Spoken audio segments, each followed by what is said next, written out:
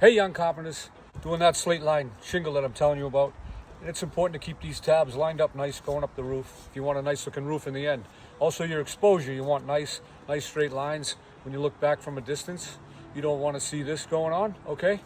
So what I do is I snap control lines throughout the whole roof. It's a little labor intensive, but for the hour that it takes, I think it's well worth it. What I use is a catwalk, a ladder with a hook. Gets me up and down along the rake line, up the center of the roof and onto the other side. I've just discovered these pitch hoppers and handy tool, but I gotta tell you there's some hazards to it and you need to be careful, and we'll talk about that later. I'll make a video on that, show you what I found out about those pitch hoppers. Cool tool, but beware. Let me show you that layout, and I look forward to your comments. Let me know. Waste of time, think not, who cares, whatever, let me know. There's those pitch hoppers I was telling you about. And again, I'll talk about that later. But let me show you the lines that I'm talking about. Give myself a control line. From the drip edge, here's my primary one here. And you can see where my cut is. So that's gonna keep me in line as I go up. Gonna look nice along the rake edge.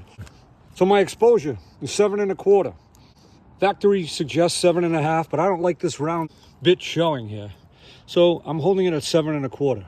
So what do? I go up 7 1/4, 14 1/2, 21 3/4, and just continue on up the roof.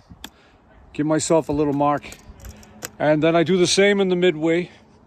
I go up, and then the same on the other side, and I go up, and I'm gonna snap lines as I go, control lines. Gives you a nice straight line, especially on this old house now. She's 35 years old, it's sagging in the middle here. So there's my control line. That goes all the way across. Keep the top of the shingle to that, and off we go.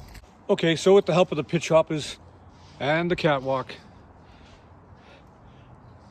lay out that rake end with the control line going up and my exposure going up every 7 1/4. Here I am in the mid roof. You can see here the same. There's my control line. Keep the shingle to the top of that. That runs all the way to the other side. Got the same layout going up that side there. And then right here, 7 1/4, 14 1/2, 21 3/4, and so on. And there we go. All right. Now I just moved that catwalk over, did that layout, and then over here. Some might say it's a waste.